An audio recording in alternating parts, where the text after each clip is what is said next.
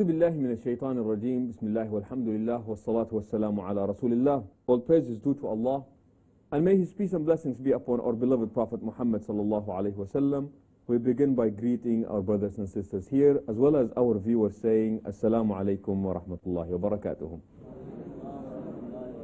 Last time we discussed the 10 kind of people that we ought to avoid, and we will not go into this. And now we will go into, well, let's assume that we did find a person that we want to be with. What happens from there? And I know that we have not spoken about the qualities that we ought to be looking for, but let's say potentially I do find a person that seems to be nice, that seems to be compatible, and now what happens from there? One thing is, let us concentrate on where we might potentially go wrong. So we say, do not make the following mistakes. Now that you found a person, potentially they may make good spouse. Avoid making the following mistakes. People do not ask enough questions. You must ask enough questions. What do you ask about? What do you suggest that here you are, you just met a person. Let's assume that there is a person here, and we are about to consider them for marriage. What would you want to know about this person? You say out an answer. What do you want to know about the person? Their name? What do you want to know about them?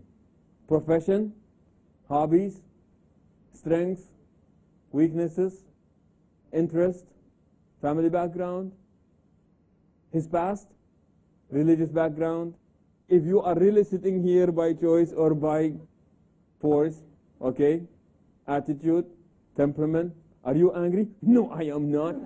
Okay? What else? Okay, try to look in for compatibility, similarities. What you said, you think we have enough information to make a lifetime commitment to this person? Why don't we know what to ask for?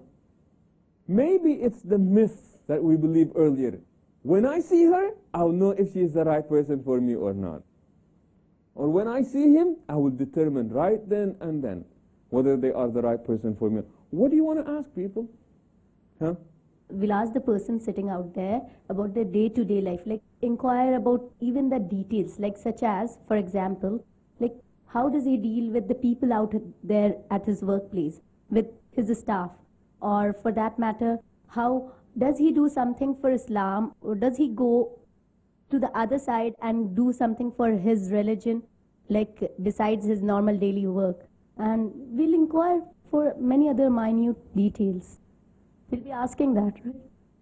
Do I have enough information, people, about this person?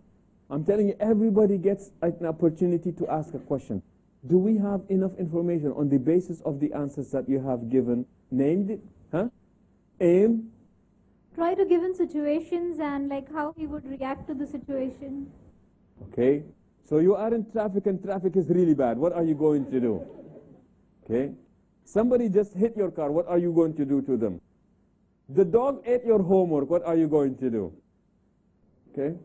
Something what he would like to see in a wife, in his future wife. What qualities he would like to see in his future wife, which would help out to have a good relation. Okay? What do you want to know? All the ladies are doing the talking. What do you say? Her definition of happiness? Okay, philosopher. Her definition of happiness. What else? What does marriage mean to the other person? What does marriage mean to the other person? That's it? Huh? What's her idea of deen? What's her idea of deen? Okay? Huh? Is he going to jail me after marriage or give my own freedom? Okay? Is he going to jail me after marriage? Okay? Why he wants to marry? Why do you want to marry? Okay? What is his likes and dislikes, and what is the hated thing that, what is the thing that he hates the most? Okay, what does he like and doesn't like? What does he The goals and the aims in life. Aims of his life? Okay? Have you attended the workshop, Sheikh Yassir? Have you attended this workshop? Okay? You must ask questions. Why do we need to ask questions? Simply because the more information we have about a person, the better we will be able to judge whether or not this person will make a good spouse. The less information we have about them, the more likely we are to get hurt angry, disappointed, or heartbroken. So the point is to do what? To avoid putting yourself in any of the four last things: hurt, disappointed, angry, or heartbroken. And the way to avoid this is by asking important questions. And I think that you have suggested good questions as we were talking, but here is a list of general topics that you must visit with the person. Now, we want to ask about their family background and quality of family relationships. What is it so important that people, why do we need to know about this? So what if the person says, my parents were divorced? Doesn't say necessarily much, but we want to know what was it like in their upbringing. What kind of a family environment did they grow up in? What kind of, whether it was healthy or not healthy, what type of a household did they grow up in? How did the men treat the women? How did the women treat the men? So as they're talking, you know, it's not only what they say, it is also how they say it. And more important than asking the question is what? Listening to the answer. See, sadly, we are not very good listeners, people. Generally speaking, we are not good listeners. Sometimes we're not good listeners because we're just doing all the talking all the time. You know, one of the characteristics of the believers in the Quran is what? That they're good listeners. Allah subhanahu wa ta'ala describes them as saying, فَبَشِّرْ عِبَادٍ الَّذِينَ يَسْتَمِعُونَ الْقَوْلَ فَيَتَّبِعُونَ أَحْسَنَهُ. So give the glad tidings to my servants. They are those who hear what is said, or they listen to that which is said, and then they follow the best of what they have heard. What do people in the hellfire regret most? That they did not listen. That they did not listen. And they say, وَقَالُوا لَوْ كُنَّا نَسْمَعُ أَوْ نَعْقِلُ مَا كُنَّا فِي أَصْحَابِ السَّعِيرِ. And they said, had we been a good listeners, or we had been endowed with intellect, we would not be in the blazing fire. So you must be a good listener. It's not enough that you just ask the question. You must also be able to see, how does the person say the answer? What is the facial expression as they are saying the answer? Remember, I am about to commit to this person for the rest of my life. It's not enough that I just hear what she is saying. I must also listen to what is being said and how it is being said. So I want to know about the family background. I want to know about past relationships, if there were any, and the reasons why that these relationships did not work out. I want to know about their ethics, about their morals. I want to know about their values. I want to know about their attitude, about love and commitment. I want to know about their spiritual and religious philosophies, which is something that was suggested earlier. I want to know about their personal and professional goals. Now, this does not necessarily tell you everything about the person, but it creates a good ground for you to be able to make the decision. Do I want to go on, or do I not want to go on with this kind of basic information about the person? Now, there is one that is very similar to this, and I believe it is going to be the second mistake.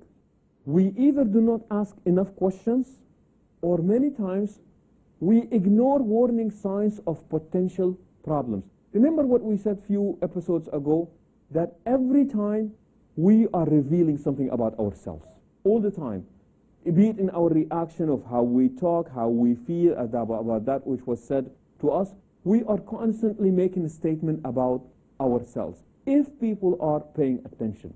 So what happens is that sometimes we hear things that people are telling us, and we ignore these potential problems. Why do we ignore these potential problems? Let me give you an example, and this is the last statement that is down there. Brother at a restaurant. So this guy is interested in this sister, and they decided with her and her brother, they were going to take him out and have breakfast together at a restaurant. So the brother, who's interested in the girl, along with the sister, whom he is interested in her, and her brother, they went out to have breakfast together as a chance to get to know these people better. And here's what she said. She said, we go there, and I am observing this person. Said every time a woman passed by, he made sure that he looked at her all the way until she can no longer be seen. Would you say that this is a potential warning sign right there? Every time a woman passes by, he would make sure that, and because this has been a habit ingrained in the person for so long, He forgot that he is here sitting with these people that are observing him, and he was just acting his habit out again. Is this a warning sign? Oh yes, it is.